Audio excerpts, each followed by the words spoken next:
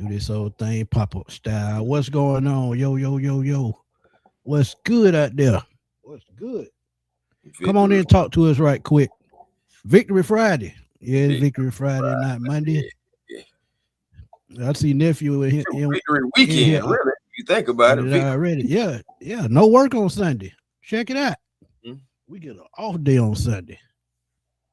Appreciate y'all coming in. Yeah, man, Um, y'all on in. hey, we talked about this backstage, man. Nephew on it already. He said he's not feeling good after this win. Mm-hmm. Other fans probably can't relate because I wanted to lose so Raheem could lose his job. If you are happy, why? Raheem standing, if he gets to 89 or 710. Ah, I I can't mean, argue with that.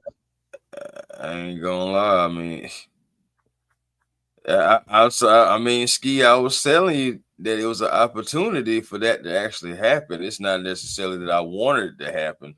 And then you see who is behind us right now. Our honorable owner of the Atlanta Falcons, Arthur Blank. Honestly, Right. regardless, the Raheem Morris, the guy that's right behind Smitty, yelling into the camera. Uh, all he has to do is convince Arthur Blank that we are headed in the right direction. No matter Right. what the fans think, see, feel, at the end of the day, as long as he can persuade the guy who writes the checks. Ooh, boy. I just don't get it, Chris. I'm gonna have to figure out something, man. Cause Ahead of persuasion ourselves. persuasion shouldn't be that damn easy. Persuasion shouldn't be that easy, man. It shouldn't. I understand, Smitty, and I'm with you. It shouldn't be. It shouldn't be. This is one game, okay? The seat should still be on fire. I still believe the seat is on fire I because do you too. think about it. We're only one real blowout away from being right back into the situation and right back into the doghouse. You think about it. Yep. Now, we was thinking that it could possibly come against the Tampa Bay Buccaneers just off of the way that you lost that game to the Seahawks. I give the Falcons, some credit, and that's a part of the good because we do have the good, the bad, and the ugly show. And as far as in this wild Falcons win, it was a little late last night, so we wanted to kind of dive back into it, and catch it while the iron is still hot. So yeah, but that is part of the good.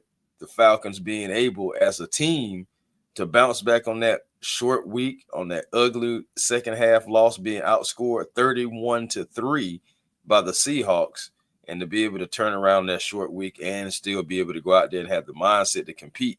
I salute the players. Right. But you still do have to give credit to the coaching staff for being able to get them together for that. But I still give more of the credit to the players for going out there and having that morale and having that something to fight for. Remember, Smitty, we was talking about it, and you gotta have that pride still too, and go out there to try to get this win because it's a division rival.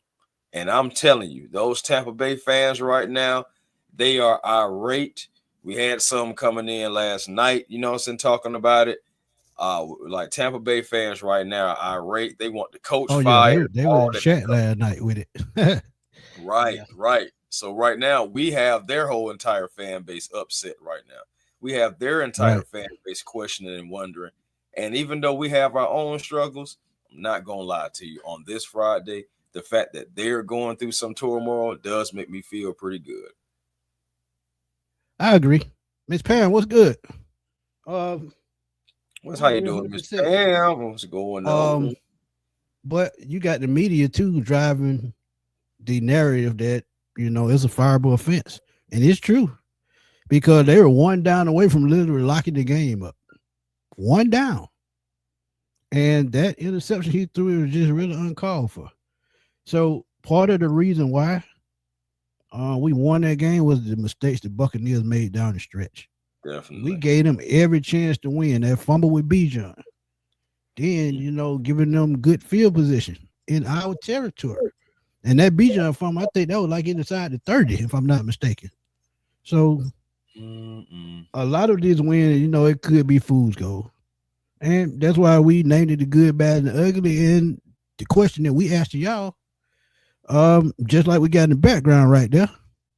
Did it change y'all mind? Because it changed some minds. Don't get me wrong, because we saw it in the chat, we saw it on Twitter. For people saying, that's why we told y'all not to fire Raheem yet and things of that nature. But if y'all want to hear something and to drive a point home as to why he could return, listen to what they did to after the game last night in the locker room. And this is something, and Chris explained it. Before you hit that button, Okay, go ahead. Guys, it's not just about what's being said. I want you guys to look at the body language. That's all I'm going to say. If you see it pause right here, look who's standing right behind him. Mm-hmm. Look who's standing right behind him. I wish I could circle it, but you see his head right there in the corner. I can use the arrow right there. There you go. Right there. That guy. That's who he got to convince. That's Uncle Arthur, if y'all don't know. Well, let's get this thing rolling. It's about 2 minutes long, but let's get this thing rolling. Hey, bring it up. Bring it up tight. Put it in reverse, Terry. Put it in reverse. Hey, guys. That is the definition of fighting. That is what it is. It don't matter who your opponent was tonight. You didn't give a shit. And let's give a couple game balls away, though. News will get more. You know News get more. News will get more. Hey! You want to talk about fighting? This little fat...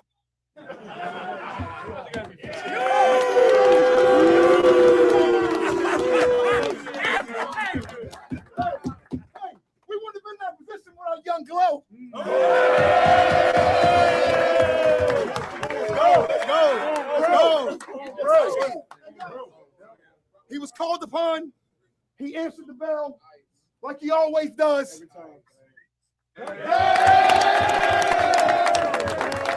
You know that's a lie. I'm just sitting here silent, sir. Pilot, come here. KJ, come here. Nate, come here. Salute to Michael Petrie for not being at the game. Personal matters.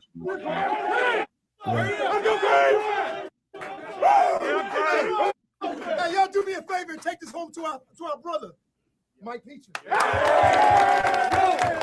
For you, man. For you. Hey, give me another ball, man. Hey. Kyle had 3 touchdown passes. Legendary Kyle Pitts game. The legendary Kyle Pitts game. Hat trick. Stop, Kyle. Hey, 2-7. How many sacks you have? 2. Ain't nothing.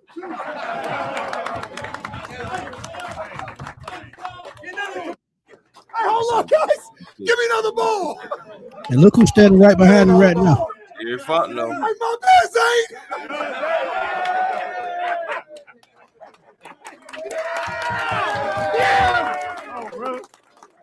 Shut up, Zane.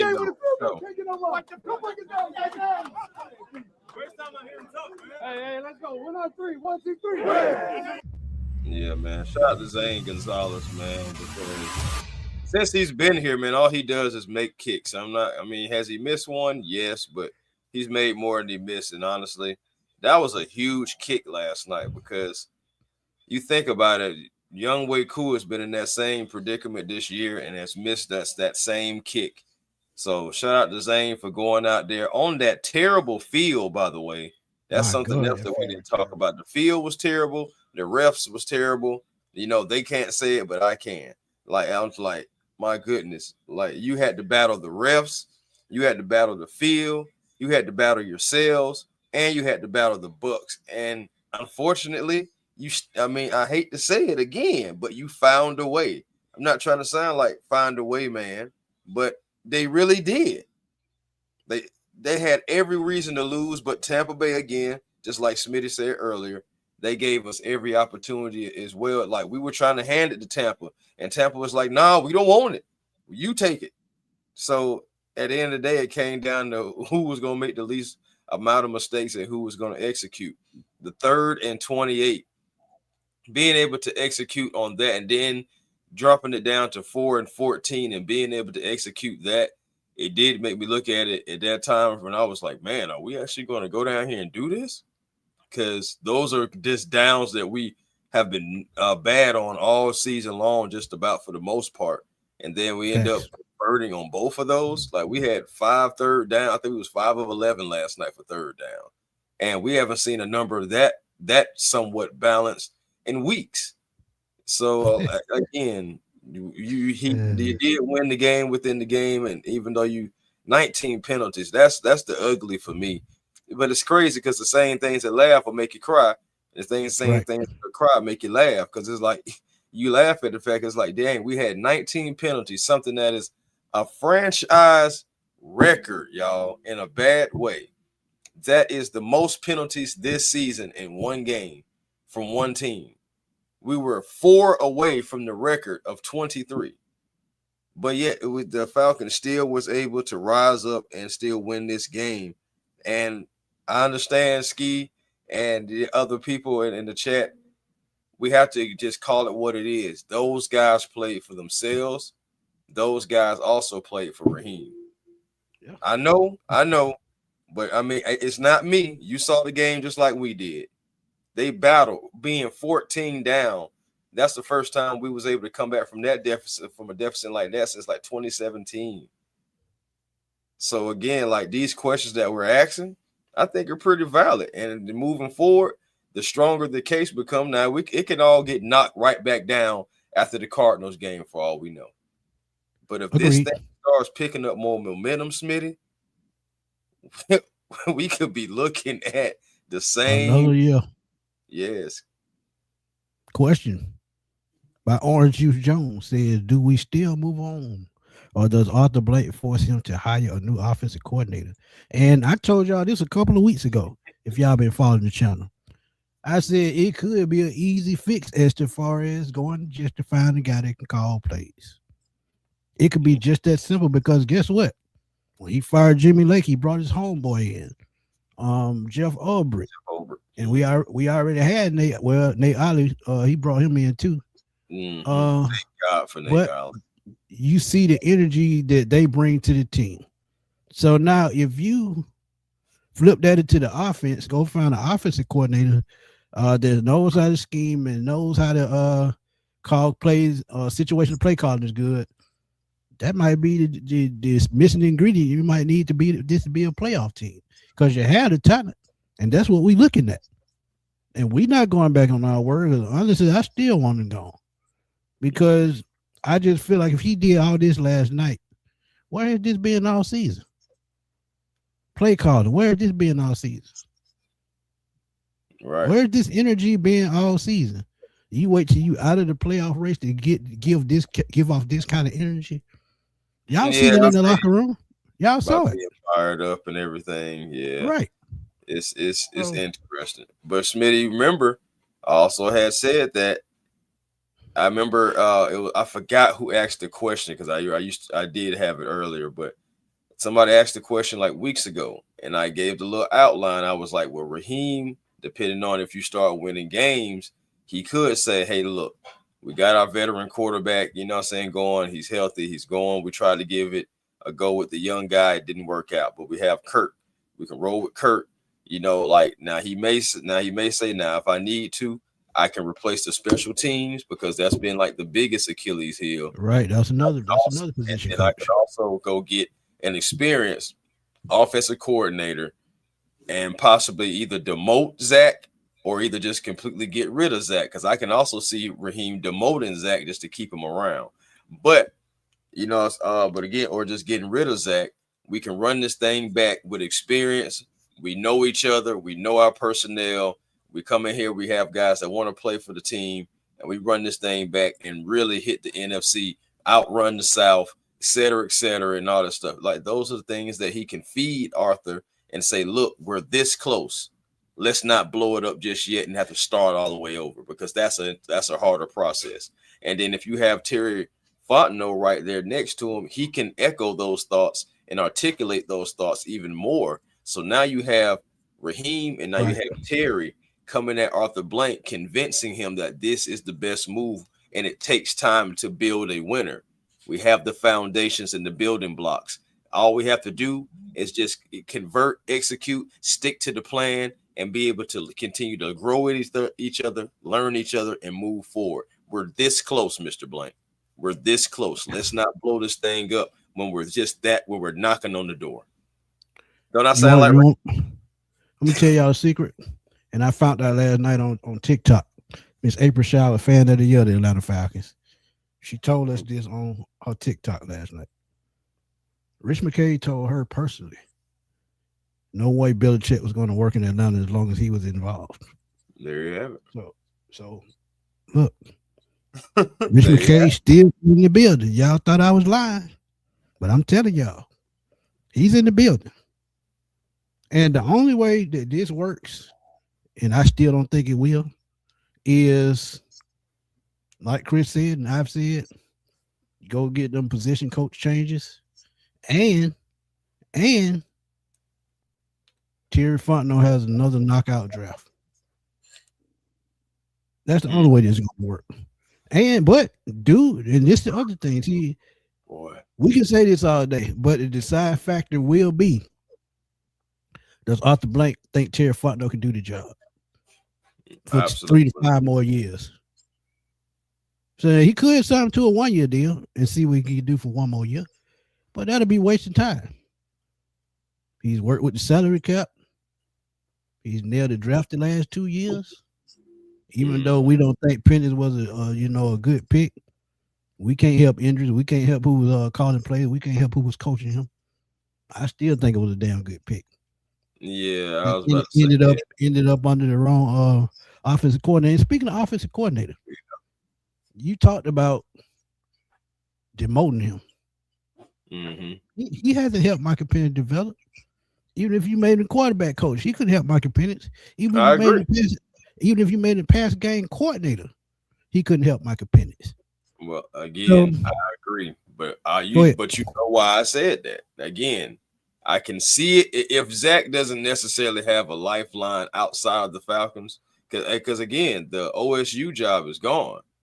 So if he doesn't have a lifeline, I can see him either one saying, hey, look, we don't need another offensive coordinator because now we have Zach, who have 2 years under his belt going into year 3. I can see him using the analogy of, hey, look at Bijan Robinson in year 3 on the field. You know, the game slowed down for him the best. You know, think about it as a coordinator as well. This will be his 3rd year. He's seen a few other things. He knows what's working, knows what's not. He can start being able to stack plays better. I can see him making a case for trying to keep Zach Robinson. I really can. But the special teams coach, I can see him being the one to get the axe. But Chris, if you got a 14-year quarterback making you look good, but when you had a 2nd-year guy, he looked like garbage, what did that tell you? That tells me that there's a problem with the coordinator because he can't develop, just like I've been saying. There's nobody on this team that has developed the quarterback. It's been all veterans. But you still, I'm saying like these, but they still can make the argument for it, saying, look, we are more successful when we have veterans. We're more successful in the system, and the system can be able to kind of run itself instead of having to be able to teach it. I want somebody that can teach young talent, because at the end of the day, we have to move on from the guys that has done it before or yesteryear. You have a guy like Phillip Rivers coming back. And why is that? Because you got guys coming out of college into the NFL who are not producing. And also the window for a guy to develop and produce in the NFL is shorter as well now too. Like Jordan Love might be the last real guy that really got like the real good wave of that. Outside of that, you think about it, everybody that has came out since, it's like, okay, can you produce? Can you produce in 1 or 2 seasons, sometimes 3? That's the difference. Yeah. The next thing you know, it's a new quarterback. Facts. And that's the difference, Chris. You absolutely nailed it. He might be the last one. You want to know why? Because he learned up on the Hall of Fame quarterback in Aaron Rodgers. They had 2 years, 2 to 3 years with Aaron Rodgers while Jordan Love was there. So he said 2 years watching what he does, go, practice film room up on the Hall of Fame guy. in the system that he was familiar with, and this is why he succeeded. And now it's just throw them in the fire and see what they can do. And this is the type of league that we live in. They need results right then and there. And if you don't give them the right offensive coordinator, the right scheme, the right playbook, teaching them in the film room, they're not gonna last. Right. Because guess what? How many quarterbacks have we seen in that 2021 draft? All of them. Matt Jones, Justin Fields, Trey Lance. I can go on and on. How many of them are successful in the NFL right and now? all of them except for like Trevor Lawrence are journeyman now. Right. Jeremy, thank you for the donation, my brother. He said, I think Pitt's draft position clouded my view. He definitely a top 5 tight end. We should keep him. Other than that, clean house still. You know what? Go ahead. You go ahead. No, go ahead with you because you about to say I get, but I'm right behind you after that. I get what he's saying with that. He's definitely a top 5 tight end. But the thing that we've been saying over and over with Kyle Pitts that fans don't really understand is when you have a talent like that, you got the game plan around him and scheme for him. Just like they did last night. You can't tell me they did not scheme for him to get the ball that much, especially with Drake London out. And like I told Chris earlier today, even with Drake London on the field, he still has to be one of your main targets. I don't care who the number 2 wide receiver is. I don't care who the number 3 wide receiver is. Hell, I don't even really care about Drake London being the number 1. Kyle Pitts is the biggest mismatch on the field. He's the biggest target, and he's the fastest guy you got on the field. So you tell me why they haven't been doing this. Because Zach Robinson just can't do it. Kirk Cousins is the reason why this game came together last night. And as I told y'all last year, Kirk Cousins was his offensive coordinator, his eyes on the field last year and telling him what to do. So when you got a veteran that you can lean on like that, like Chris said, the offensive coordinator don't matter because the talent going to overrule that and they going to figure it out them damn selves. But go ahead, Chris.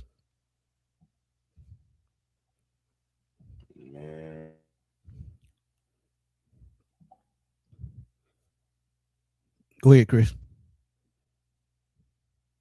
StreamYard again. My boy Mike say I would pay Pitts if he's affordable, but he is in top 5, top 10 at most. I agree with that 100%. But if he uses his athletic ability and his God-given talent and give him the right quarterback and the right system you scheme for him, he'll be a top 3 wide receiver all day. Take him to Kansas City with Patrick Mahomes and Andy Reid and see what he do. Just send him off there and see what he do. Yeah, man. But he is a free agent. But go ahead. I see StreamYard, but go ahead. Yeah, it was tripping. It's all good, man. It can trip all it want to. It's still a victory Friday for the Falcons. What my point is for Kyle Pitts, man, you seen last night. Now, he was drafted the highest tight end of all time. But I said it last night, and I'll say it again just because I know most people probably didn't catch last night's show, man. Look, last night was a complete illustration of what I was saying 2 days prior. Kyle Pitts, his rookie season was so good because he was prioritized. He was the guy. But once we start bringing in other guys, like Bijan, like Drake and everything, he started going from, he had like a similar drop off like a John Collins for the Atlanta Hawks. He was the focal point at one point, and then more guys started coming in, and he started becoming like the 4th and 5th option down the line. Kyle Pitts, no matter what, if we gonna keep Kyle Pitts, Zach Robinson if Zach Robinson is going to be here, he has to figure out how to include Kyle Pitts in the game plan week in and week out, or get an offensive coordinator who will at least treat Kyle Pitts like the second option in the pass game. If not, you need to let Kyle Pitts go somewhere where he can be considered like this, at least the second option, if not the first.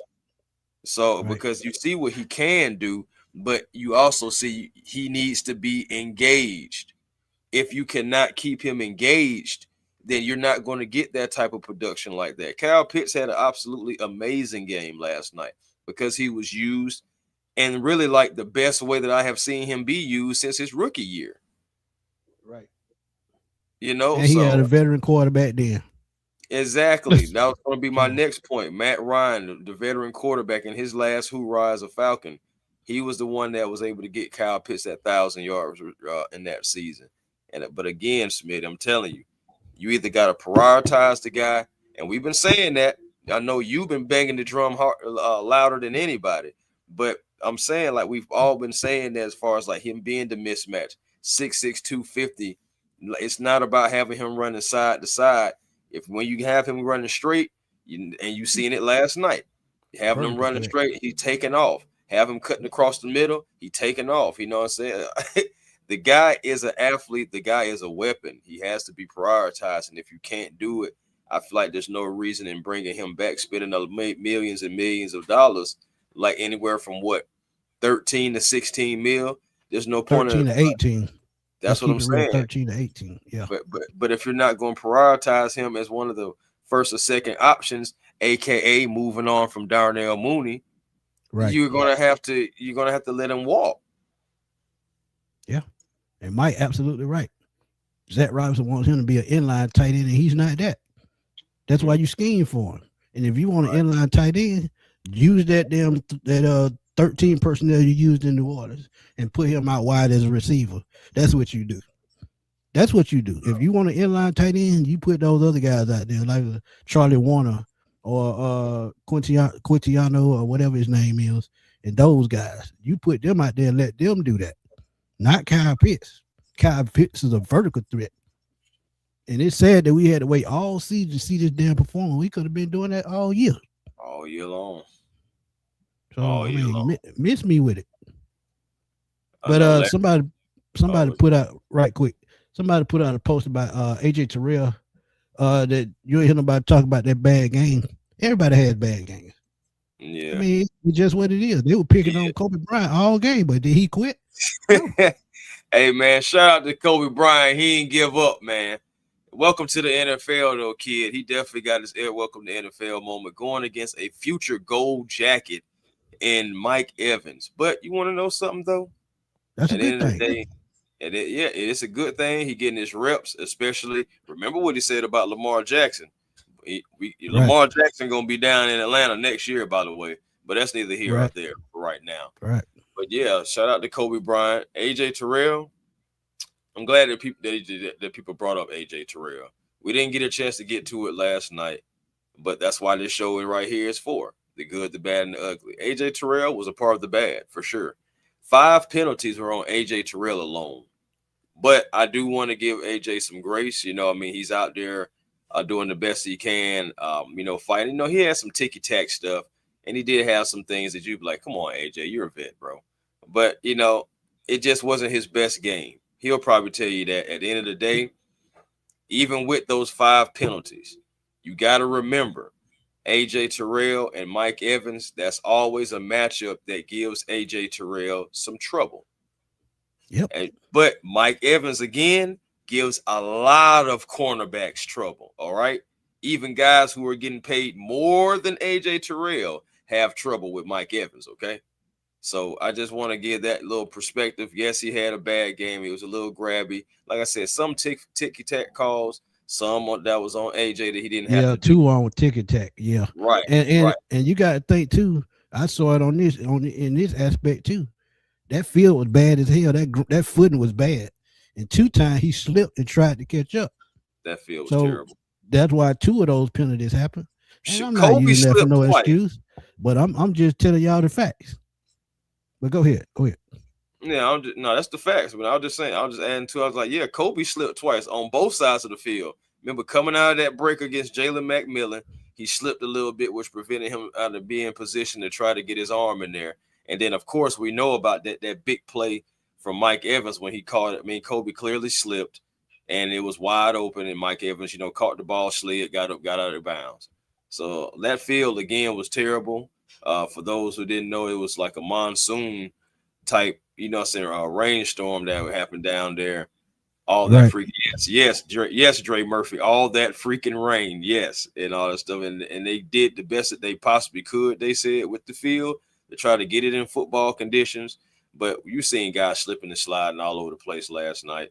And that's what I'm saying. It really was truly an ugly game. The field was a part of the ugly. It was truly an ugly game. Right. Bellows World. We did see Kurt down there yelling at everybody. Me and Chris were talking about there during the game.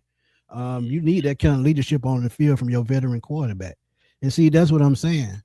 We keep saying that Michael Penny this and Michael Penny that. Michael Penny hasn't got to the point with none of this stuff. If they were, in the film room and doing things they need to do in practice to get him there, yeah, he may be a little bit further along after a year and a half. But now it's 2 years and now it's injuries again. So he got to push that learning curve back another year. Because I'm telling y'all, I still believe he's gonna miss all of next year. And could they bring Kurt back? Who knows? But if they do cut him, I think they save about 24 million. But on the back end of that, they still have to spend dead cap space. 57 mil. It's a catch 22. 57 mil dead cap. I don't want no parts of it. I really don't. Pam said this is why you don't bring Zach back as offensive coordinator, just like you hired a new coach on the defensive side. And on the offensive side is on the defensive side, offense deserves new blood as well to spark that offense. And that's what we've been saying. Yeah, right. So give him a chance. Ooh, boy. Maybe just one experienced guy away. But I also am not going to be ignorant to the fact that you got to make sure there's somebody that wants to either leave a team or becomes available before you can just say, hey, man, we got to get rid of Zach. Because if there's nobody really available that's experienced or anybody that's better than what we have, then why even move on from what we have if what may be next may be worse than what we have? Right. So, that's the thing. You got one thing about it when you let go of somebody, you got to have a viable replacement that's at least going to give you the same value, but you want something that's going to give you way more than what you had. So it's just like getting it out of a relationship. You don't leave the one you got for something that's dead in the water. You go find something to upgrade, and if you don't upgrade, you wasting your time. But bro, this is another thing too. You remember we've been talking about all these different candidates that could be. Bro, let's keep it real. At this point, from what it's looking like, all the candidates that we say that we want, we're not going to get unless it's going to be a head coach position or because the coordinator position, like I said, LaFleur is not getting fired for yet another season. He's not. Right. McDaniel is probably not going to get fired, especially if they win their last few games. They have some big games coming up. And if they can, be competitive or at least win some of those games, I think they're going to keep Mike McDaniel because they already love Mike McDaniel down there, the Dolphin fan base. They didn't love the GM, and now the GM is gone. So that's again, some of the guys that we want to bring in here next year aren't even still going to be available. So that's another thing to think about. I'm glad you brought that point up. Could Terry Fontenot be the scapegoat through all of this? And they bring in a new GM and start to, keep business to what they got. Because you got to remember, Rich McKay's still here, so he knows every move that's been made. Josh Blank is here. He knows every move that's been made. So do they use Terry as the scapegoat, go hire another GM, or let McKay take over and run this team until they find somebody, they feel like can be a GM that they can use long term? And don't forget, Bill Belichick, he said teams call him. What if you bring him in as a GM? I mean, it's a lot of ways you can go with this thing. It's not going to happen, bro, because what you just said earlier about the number one Falcon fan, Rich McKay said, ain't no way in the world that was going to happen with me in the building. Yeah, but, Arthur Blank could overrule that, but we'll see. But do you think he would really overrule his buddy Rich, though? That's another question we got to ask. I don't think so, because I actually think that's why Tom Dimitroff stayed here 2 years long as he did. Because I think Rich McKay kept him here 2 years too long, not Arthur Blank. Yeah, so yeah. I mean, first of all, we may have to keep him because ain't no better options out there. I ran into a fan. Go ahead. Just speaking about Dimitroff. I didn't want to miss this point. I ran into a fan that actually met Thomas Dimitroff. He's down there in New Orleans and things, but apparently he's not necessarily fully with the New Orleans Saints. He's just more so of an advisor. And there's not a guarantee that he's even going to stay there. Could you? Oh God! If Terry Fontenot is fired, could you possibly see Thomas Dimitroff returning back to Atlanta? I gotta get quiet for a second. Ooh, boy. We know the Falcons like retreads. I could definitely see Thomas Dimitroff coming back to Atlanta. Because one, he was part of the Atlanta Falcons winningest era in their team's history. The only reason he got fired is because of those contracts they paid up. And that wasn't all his fault. That was Arthur Blank telling Kyle us Shanahan. Those guys were going to be Falcons for life. Not Thomas Dimitroff. But go ahead, Chris. Go ahead. No. Hey, bro, I'm just throwing it out there. First of all, nobody go out here in the world and say that boy A1 said he want Dimitroff back. Don't do that. Don't do that at all. I ain't never said that. Never would say that.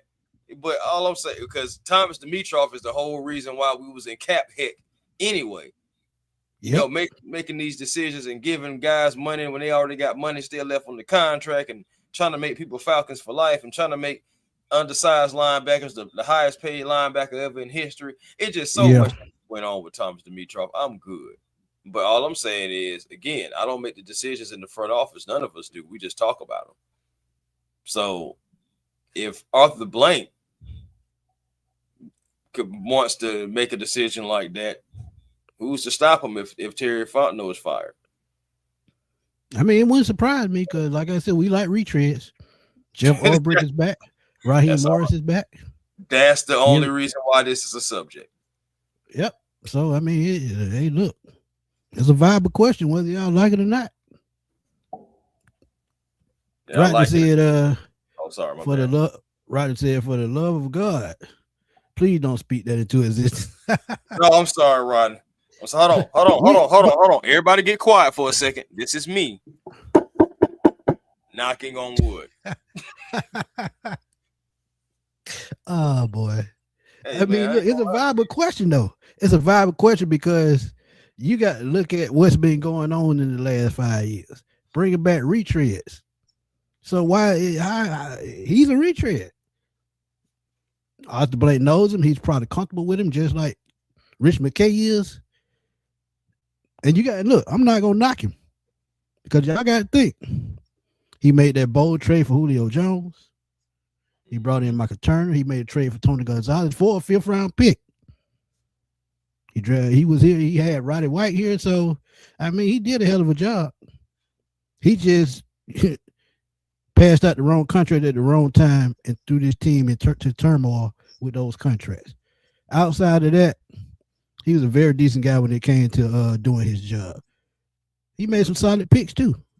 So I'm not gonna knock him. Yeah, I mean, so if he comes back, I wouldn't be surprised. But that's a great question, Chris. I'm just saying, man. I just wanted to put it out there because for the sake of conversation and for the sake of we have done retreads before. It's almost like stacking plays, but from a business perspective, because we know that those plays have worked. It hasn't always worked, but it has worked, and he was able to bring in some players. But I still believe that Terry Fontenot is still carving out his name into this GM space. It didn't start off good. I'm not gonna lie to you. It's I think the year that he had the most draft picks, he did the worst with. It's a lot of guys that he drafted not on this team that's not even in the league anymore. But give Terry Fontenot some grace because he was just starting to take over these leadership roles. Yes, he was an apprentice of he was under Mickey Loomis, but he still didn't handle like day-to-day operations. He was like kind of scouting and he was kind of learning on the job, but he was mostly just scouting. Now you're coming into a new role of where you're actually picking all the groceries and everything like that. And Terry Fontenot in his first couple of seasons, he had some growing pains. But I do believe his last 2 drafts, again, including the one that had Brandon Dorless in it and Michael Penix in it, and then even coming with with this past year's draft, which is absolutely his best draft thus far to me overall. But you know what I'm saying, he's growing. And I'm feeling like with Terry, I'm feeling like, man, I don't want to necessarily get rid of Terry because I do feel like he's growing into a better GM right before our eyes. It's just at the end of the day, who really keeps a GM that has no winning seasons at all, though?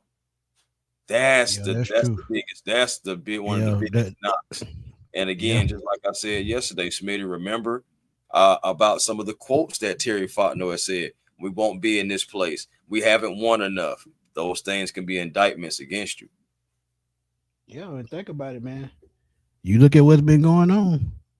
Salary cap, $80 million. He pulled us out of that. Yes. He had to clean up somebody else's mess. And again, it's not all his fault because they told a lie and said he had something to do with Arthur Smith hiring, and we both know that was a lie.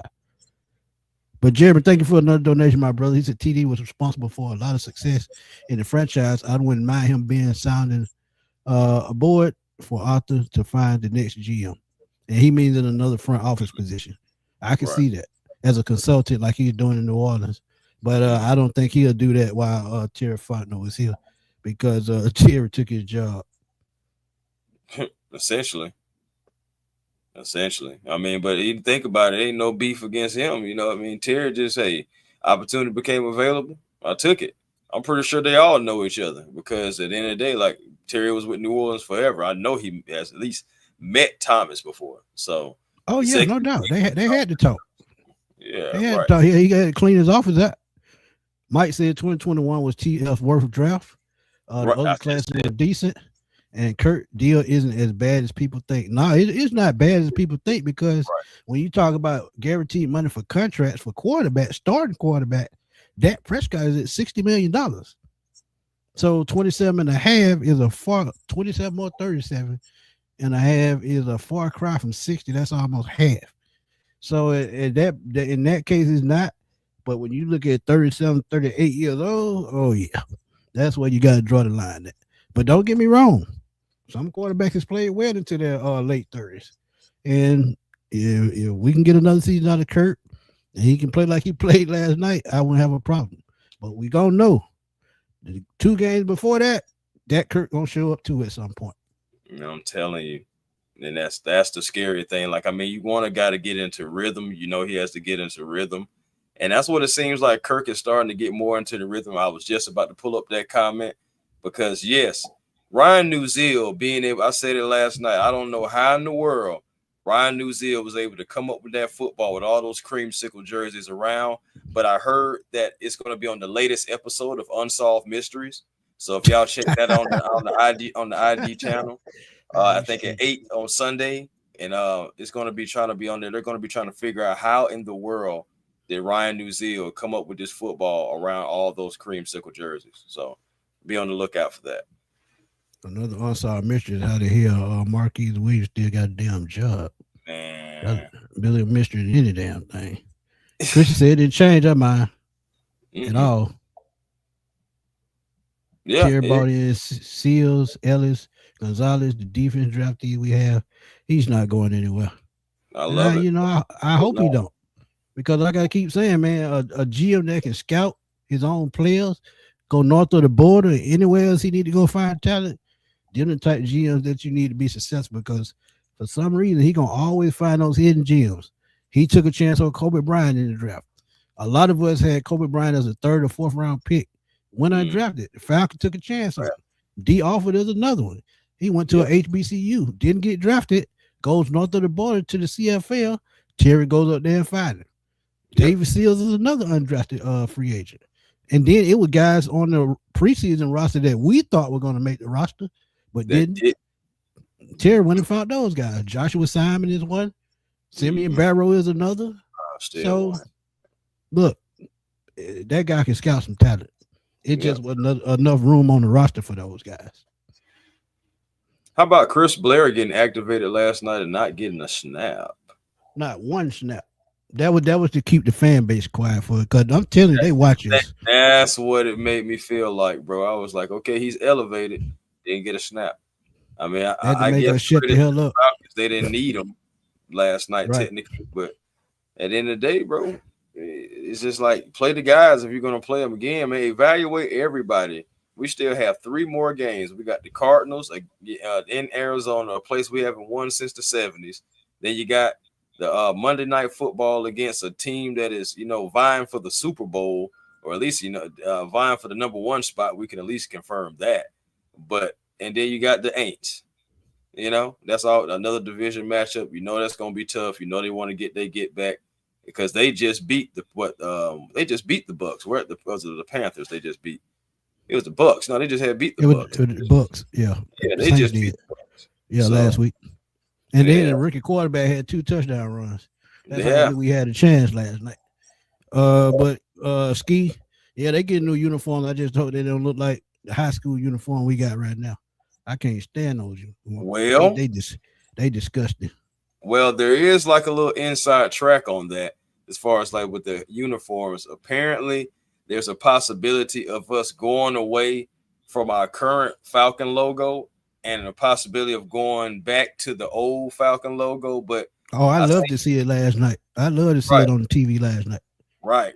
We may be going back to that and also like possibly keeping the red helmets.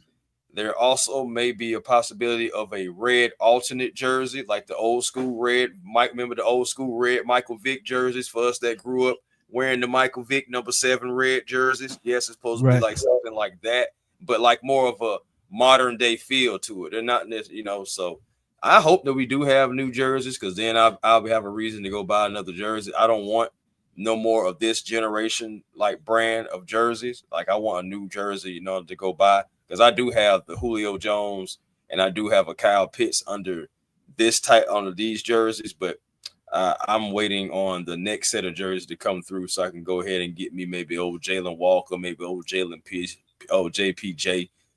something like that. So that's what I'm waiting for, new uniforms. Yeah. Dre Murphy, Cordero Hodge came back last night, and you saw the difference it made. I mean, look. I don't know what they were thinking the last 2 weeks with him and Casey Washington. Casey Washington still didn't play. Yeah, I don't know what's going on behind the scenes with that wide receiver room, but it's not right. That is absolutely one thing you have to fix this year. I mean, going into the offseason, I don't care what it is, and that may be our 2nd round pick. I already gave y'all one as to one. Dane Brugler, ESPN insider, he put Jeremy Bernard for a fit with the Falcons in the 2nd round, but we'll see how it plays out. And this wide receiver class is deep this year. It's been deeper as it was since Drake London came out. So we'll see how it play out, man. We will see. He said he did get in the game. I didn't see him. Oh, it was like on special teams? I was talking about on offense.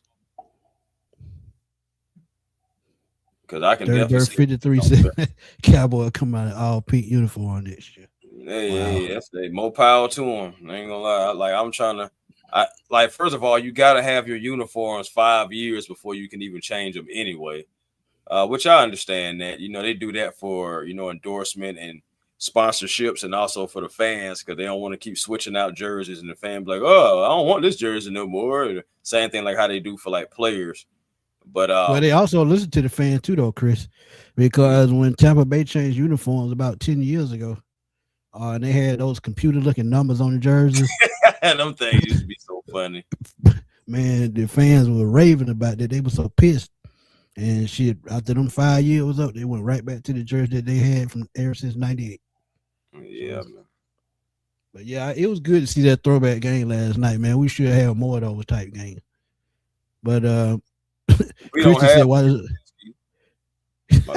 Christian said, "Why does Arthur Blank look like that old Italian character Saul in Eddie Murphy and played in Coming to America when they was at the barber shop?" Oh, better call Saul. Come on, Christian. What is this, velvet? Right. Say what are our we haven't received any yet. They're rolling those out like a little bit at a time. So as you've seen, like Buffalo, they have theirs. I think Seattle has some and everything, but they're not releasing everybody's all at one time. Kind of like those Color Rush. Remember the Color Rush jersey? Right. They came out probably a couple of years, and they're gonna go probably for the next 4 or 5 years. So we just like we were the last to get our Color Rush. So it might be the same with these jerseys. So who knows? It doesn't. It looks like hopefully next year we'll get some rivalry uniforms along with new uniforms, and it would all make sense. Hopefully. Yeah. CJ Henderson, he did get re-signed to the practice squad, and he was elevated to the 53-man, but I didn't see him either. Nah, I didn't see him. But you want to know something? I'm not mad, and I'm actually happy that Kobe Bryant got those reps because they could have easily probably threw CJ out there, a more experienced veteran. But again, the evaluation process, seeing what Kobe can do. Welcome to NFL. Like I said, your first matchup is against a Hall of Famer and Mike Evans. Yeah, take them lumps while you can. Yeah, take them lumps now because when it's going to either do one or two things. Either it's going to make him, it's going to feed his hunger, and he's going to want to get better even in the film room and everything like that and become a better player, or he's going to take it lightly and he's going to become a better streamer. So it's going to be one fold up and run. Yeah, he's going to fold up and run if he don't. Yeah, Clark Fields is on IR. He has been all year. What you got, Furball? He said, Smitty, you're not understanding my point. Yes, we won yesterday, but we had 19 penalties. Like Bucks are just buns. Why you want to keep them just because they won? They still. I said they still should be fired. I've been saying that the whole show. I'm just saying we think Arthur Blank is going to be persuaded to keep them. That's what we keep saying. But I still want them fired because I just don't trust it. It's fool's gold. Yes. It's fool's gold. Because think about it. Tampa Bay, just like we fell off. Tampa Bay started 6-2. Yep. They only won one game since 1-5. That's what I'm saying. They're on a skid. And at the end of the day, their fan base, again, they are so upset. Because I know Tampa Bay fans personally. I've already had conversations with them via text. We had Tampa Bay fans coming in here on our live stream after the game last night. These fans are upset and they want their head coach gone. Just got an extension, by the way. They want him gone because why? You lose to a team that had 19 penalties, the most in their franchise history, and the most this season. 4 off from the record of 23 by one team. So it's like at the end of the day, like they're upset as well. But I do get what you're saying, Furball, because why on earth do you have 19 penalties and have all these different mistakes, looking so undisciplined? You found a way to win the game, but I do feel even like if there's any Falcon fan that's enjoying this win, but it kind of tastes bittersweet because it was such an ugly win and you had so many mistakes in it, I feel you because I feel like it's worse for the Bucs that they lost this game than for us. I feel like they're in a worse situation than us because how you supposed to be going after the playoffs and you lose to a team like us? But, but regardless, we tried our hardest to give this game away. And they tried their hard to give it back. There you go. It was a tug of war. Here, you want it. No, you take it. You want it. No, you take it. That's all it was. Yep. I'm just saying, if you would have did 19 penalties versus the Seattle Seahawks last week, guess what that final score probably would have been? 57-0. 57. Boy, they would have gotten to the 60s, Smitty. It was 37. But they would have let up. They would have let up in the end. They would have let it because they would have put the practice squad players in the game. Man, the practice squad player probably still been going out there slanging it. But Furball, don't. Yeah, real pause. Don't take it the wrong way, man. I just wish you could have seen me last night when we were going for 2 points and it was still like 9 minutes on the clock. I had been that pissed in a long time. I started throwing my joystick at the TV. That's how pissed I was. You remember that commercial where he threw the joystick at the TV and broke TV? That was almost me last night. Oh, man. But I'm telling you, y'all just don't buy into this. Just don't buy into it because I'm happy they got the win because I'm a fan. Yes. But I can see through fool's gold. I've seen this before. And even if they bring him back, I'm going to support the team. Mm-hmm. But honestly, I know it ain't gonna get better because like they said in the chat earlier, I still think he gonna bring Zach Robinson back. And the reason why I think that somebody else took that Oklahoma State job. That was his job to have. Mm-hmm. You heard me say demotion, and I'm just throwing that out there too. Like if you wanted to bring another guy in and just keep Zach, but also I can see Raheem saying there's no point in doing all that. Zach, you're just going to keep your position and do your job. That's what you're going to do. And like So you said, demote him. Man, demote him just to help the quarterback, which he can't develop because, to be honest, he can't even lick the seal on the envelope and close it. I'm trying to tell you, Mayo just be but all out there in the road. but Dre, I'm gonna take the Panthers. I'm gonna be honest with you. Even though they've been up and down all year, they got the most momentum going into the back end of the season. I agree. It's gonna be the Panthers, and they play the Bucks twice. They play Yeah. the Saints this week, so they get Yeah. to be another game up going into that first game against Tampa. The only tough game that they have left, well, division matchups are always tough. But what I mean by outside of division that they have left is the Seahawks. Right. And the Bucks, they have the Dolphins. Yeah, the Bucks got the easier road, but they got to play Carolina twice. So we'll see how it works out. But we'll see, man. But yeah, another great live, man. We had some more stuff on our chest. We had to get up. We knew it was late last night, and we knew y'all couldn't stay up.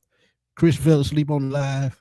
Y'all missed it. Man, I was wearing down, man. I ain't fall asleep, but I was wearing down, boy. I ain't gonna lie. We perked up today, though. We good. Yeah. But it said not for Gonzalez. We would be talking about Ramo and Zach call for the failed two-point conversion in the fourth quarter. I'm gonna still talk about it because I still think it was stupid. Heck yeah. It was stupid. We shouldn't even been in that situation like that. Luckily, the players outweighed the coaching decisions because we didn't win the game within the game at all. The talent and an anomaly really outlasted the coaching decisions. Facts. So again, Kurt being out there being player coach, because for those who were watching the game, Kirk Cousins was cussing out everybody, receivers, OC, running back, because it was a time where Bijan didn't run a route, and to the credit, Bijan is not a wide receiver, but he was used a lot in that role yesterday. Yep. Even Bijan got yelled at because he didn't finish off a route. Kurt was looking at him. He said, "You got to run that. You got to run. You got to hit that. You got to run that." And Bijan was looking at him and like, I understand what you're saying.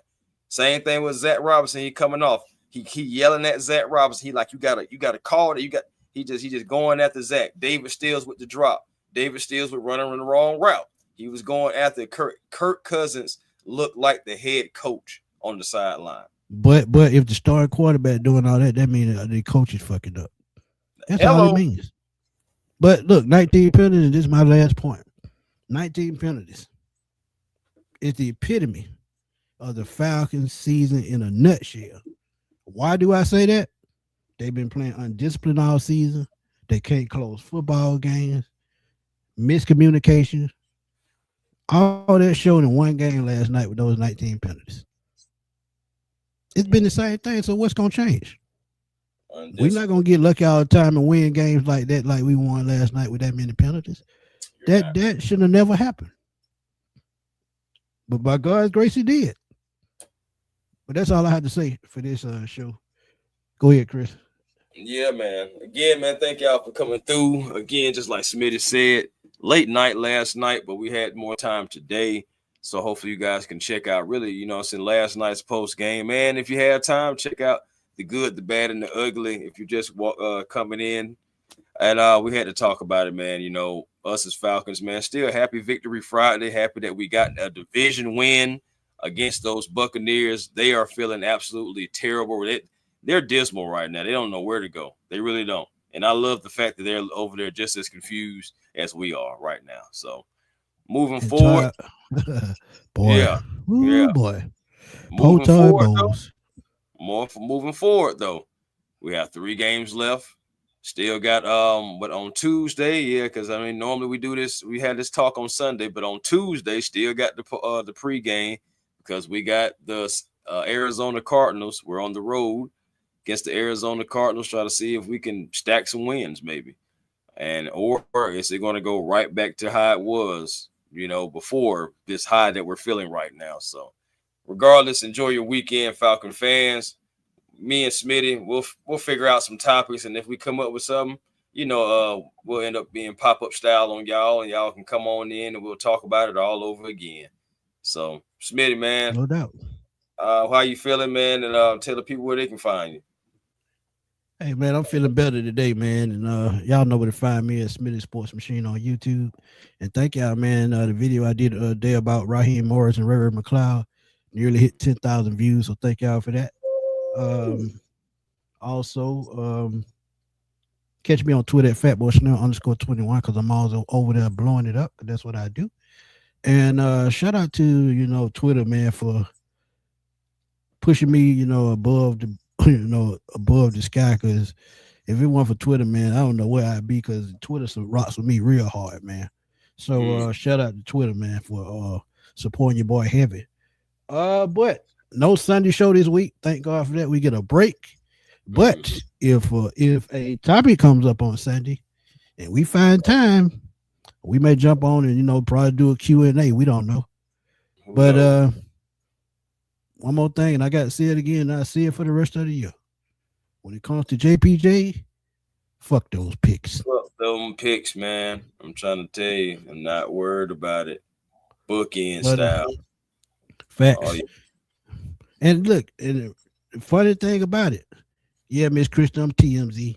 The funny thing about it, they put up a draft the other day, show what the Rams did with the pick that they would get from the Falcons. They took a safety. And we got a guy that could have 10 sacks by the end of the season. I'd take that any day of the week, twice on Sundays. Yes. But for my boy Chris, this your boy Antoine Smith. We're gonna roll on out, man. We're gonna holler at y'all later, man. Peace. Deuces. Rise.